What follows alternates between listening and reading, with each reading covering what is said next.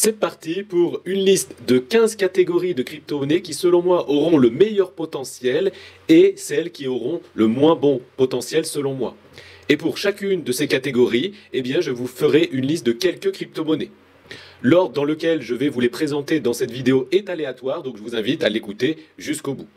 Et bien sûr, le but, c'est que je vous partage des catégories qui sont assez connues, mais aussi surtout des très peu connus et qui pourtant ont un très fort potentiel, ou parfois qui sont très connus mais qui n'ont pas du tout de potentiel selon moi, donc ça va être très intéressant.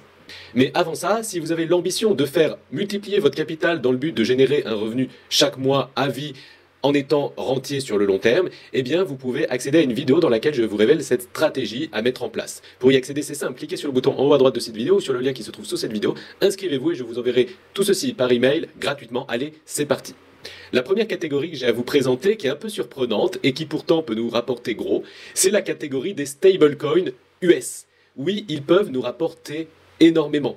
Pourquoi? Parce que les stablecoins, ce sont les entreprises sur la crypto-monnaie, mais même presque dans le monde, qui rapportent le plus. Parce qu'ils ont un business model incroyable. Par exemple, le Tether, le USDT, si on achète un Tether, eh bien eux, ils placent notre argent, notre dollars qu'on a investi dans des bons du Trésor américain ou tout autre actif, et eux, ils gagnent plein d'argent grâce à notre investissement, entre guillemets, et nous, on gagne rien du tout.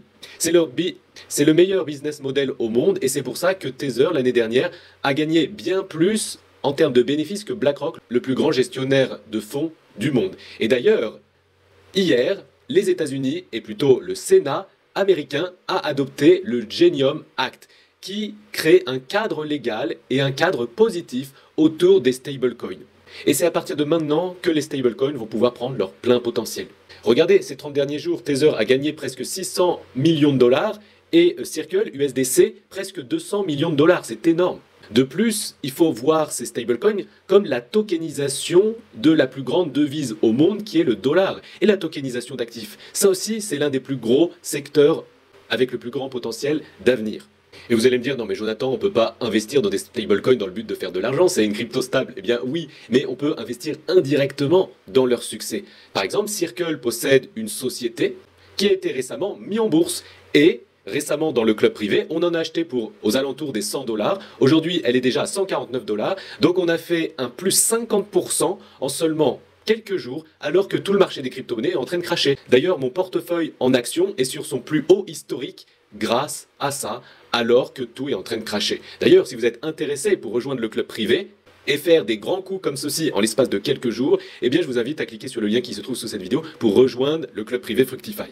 De plus, il faut savoir que Circle doit redonner 50% de ses revenus à la société mère qui est Coinbase, qui a pris pas mal de valeur depuis plusieurs mois, plusieurs trimestres. Et d'ailleurs, la dernière fois qu'on en a acheté dans le club, elles étaient aux alentours de 80 dollars l'unité. Aujourd'hui, nous sommes à 253. Catégorie suivante, les Layer 1 et les Layer 2. En bref, les blockchains de niveau 1 ou les blockchains de niveau 2 qui sont une surcouche sur les blockchains de niveau 1. Donc vous les connaissez bien évidemment, c'est toutes celles-ci, mais ce qui nous intéresse, c'est d'investir uniquement dans les blockchains les plus utilisées, avec le plus de volume, avec le plus d'applications décentralisées construites dessus, les plus utilisées, et qui gagnent le plus de revenus. Ça sert à rien d'investir dans une blockchain qui est peu utilisée, où personne construit dessus, et personne gagne de l'argent. Donc si on va sur Defilama et qu'on regarde, par exemple, les TVL, donc les totals d'argent bloqué sur ces blockchains les plus importantes, on voit que c'est Ethereum, d'abord, largement devant tout le monde. Ensuite c'est Solana, ensuite c'est Bitcoin, ensuite c'est la BSC, ensuite c'est Tron, Base, Arbitrum, Hyperliquid. Voilà. C'est les principales. Après, c'est moins intéressant. Catégorie suivante, les exchanges décentralisés. Et je mets dans la même catégorie les perpétuels coins. Donc là, on retrouve Hyperliquid, Uniswap, Jupiter, Curve, PancakeSwap, Aerodrome, Raydium, etc., DYDX. Et dans les perpétuels, Hyperliquid, DYDX, Arkham, GMX, et après, ils sont beaucoup plus petits. Et donc, ce qui est bien, c'est que sur Defilama, dans la catégorie revenus, et ensuite on sélectionne la sous-catégorie des DEX, on peut voir les DEX qui rapportent le plus, qui gagnent le plus de revenus. Parce que là, c'est pareil, il faut investir dans les plus utilisés et celles qui gagnent le plus. Donc, c'est Hyperliquid, qu'il est bien d'acheter, PancakeSwap, qu'il est bien d'acheter, Aerodrome, Pump.Fun, donc pour l'instant, le token n'est pas encore sorti, mais il va arriver, Raydium, Edge, encore faut-il qu'il ait un token, Jupiter, GMX, etc. Après, il ne faut pas aller chercher trop loin, on prend les top leaders. Catégorie suivante, les exchanges centralisés, cette fois-ci. Donc là, ils ne communiquent pas forcément leurs revenus, mais on connaît leur nombre de clients, leur nombre d'utilisateurs. Donc on sait que c'est Binance qui est le plus utilisé, et donc potentiellement qui gagne le plus. Donc acheter du BNB, c'est sûrement une bonne idée. Le Leo token, c'est le token de Bitfinex. Ybit, je ne connais pas, mais il y a BitGet token, OKB, Chronos, etc. Donc les stablecoins US, eh bien, je la mets dans la catégorie j'adore. Les Layer 1, je la mets dans la catégorie aussi j'adore. Les DEX, je la mets dans la catégorie j'adore. Les exchanges centralisés, je la mets dans la catégorie j'adore. Je vous citerai dans un instant quelques catégories que j'aime pas du tout, ou qui pour moi a pas du tout un fort potentiel, donc restez bien jusqu'au bout. Catégorie suivante, les Real World Assets, RWA, ou la tokenisation d'actifs. Pour moi, ça sera le plus grand marché au monde, qui comprendra les devises tokenisées, c'est-à-dire les stablecoins. Mais il y aura aussi les actions tokenisées, il y aura aussi les obligations tokenisées, l'immobilier tokenisé, l'art tokenisé, l'or tokenisé. Bref, tout sera tokenisé. Donc pour cela, on a besoin de blockchain, c'est pour ça que c'est une catégorie intéressante. Pour cela, on a besoin d'Oracle, qu'on va voir dans un instant. Mais il y a des projets aussi qui sont spécialisés dans cette thématique, comme par exemple Ondo, Maple Finance, etc. Les RWA, je la mets dans la catégorie j'adore. Catégorie suivante, l'écosystème Bitcoin. Pour moi, c'est très important d'investir dans l'écosystème des blockchains à succès. Donc les blockchains à succès, on les a mentionnés tout à l'heure, mais investir dans leur écosystème, c'est aussi forcément une bonne idée. Et Bitcoin, bien évidemment, c'est la plus grosse blockchain à succès, et donc forcément, son écosystème, sur le long terme, je pense, va bien performer. Donc investir dans Bitcoin, bien évidemment, mais aussi le même coin le plus connu sur Bitcoin, le DOG, anciennement Dog to the Moon. Donc ça, c'est une rune, et peut-être même investir dans quelques NFT, entre guillemets, sur Bitcoin, qu'on appelle des ordinals, etc. Donc Bitcoin écosystème, je mets bien sûr dans j'adore.